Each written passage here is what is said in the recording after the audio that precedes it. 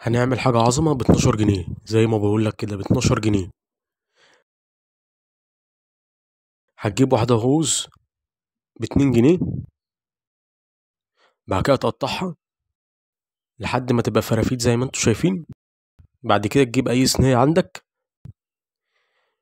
بعد كده تجيب فطراية سعرها عامل 5 جنيه.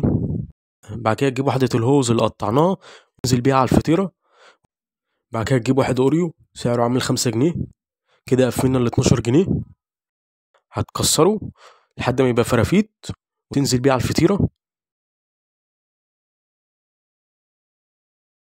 بعد كده تجيب ربع كوباية حليب وتنزل بيها على الفطيرة، وتحط الفطيرة في الفرن لمدة 5 دقايق.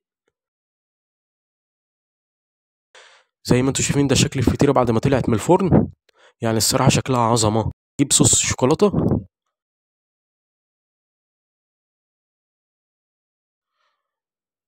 زي ما انتوا شايفين ده شكل الفطيرة، الصراحة شكل الفطيرة جامدة.